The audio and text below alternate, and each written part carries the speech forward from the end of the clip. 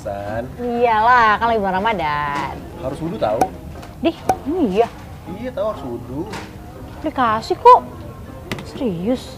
Wudhu nih. Mau kemana?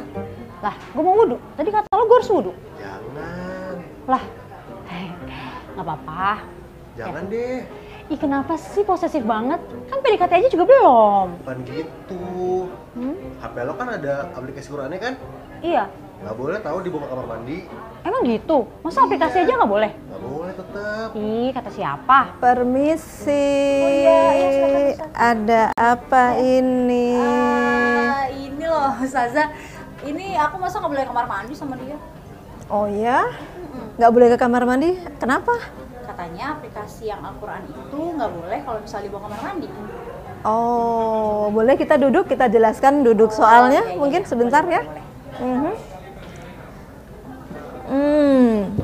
Oke. Yang pertama, saya mau tanya, ini namanya handphone atau Al-Quran? Handphone. Nah, ini namanya handphone, di handphone ini isi aplikasinya macem-macem. Benda ini namanya handphone, ketika ini bernama benda ini handphone, maka tidak apa-apa dibawa ke kamar mandi. Yang tidak boleh di kamar mandi adalah ketika ini nanti bunyi ayat Al-Quran, atau tiba-tiba ada call bunyi suara azan, atau kita sendiri bukan pakai handphone melantunkan ayat-ayat Al-Quran atau zikir, tapi kalau zikir hanya dalam hati saja tidak masalah. Jadi kita niatkan membawa handphone, bukan membawa ayat Al-Quran, bukan membawa mushaf. Itu yang pertama. Yang kedua, bagaimana hukum membaca Al-Quran tidak punya wudhu? Tidak punya wudhu itu boleh membaca Al-Quran.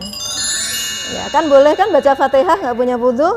Baca Yasin nggak punya wudhu? Nah, yang tidak boleh adalah menyentuh mushaf.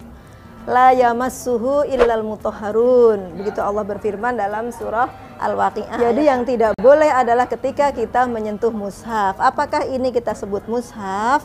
Nah, para ulama itu mendefinisikan mushaf itu Al-Quran yang secara 30 juz ditulis lengkap dari Al-Fatihah sampai An-Nas dalam lembaran-lembaran. Nah, dulu belum ada handphone. Nah, sekarang ada handphone. Maka ketika misalnya lembaran-lembaran itu kita buka dan kita tidak melihat kecuali kita niatnya membaca dan melihat Al-Quran, maka kemudian handphone ini posisinya seperti mushaf. Maka kita perlu berwudu ketika memegangnya.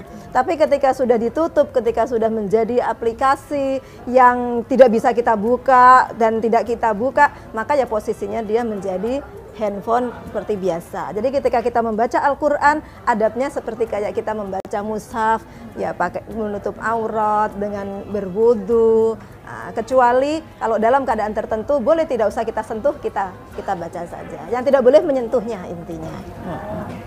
Jadi Gitu. Ustazah kalau misalnya dipikir-pikir, kalau misalnya kita dalam keadaan lagi haid halangan atau ini kita anggap seperti yang tadi aku bilang kayak Al-Quran gitu, nggak boleh taruh di bawah. Iya, nggak boleh ditaruh di tempat tidur. Orang haid nggak boleh pegang handphone. Tiap hari nggak punya handphone gimana, Iya. Ustazah?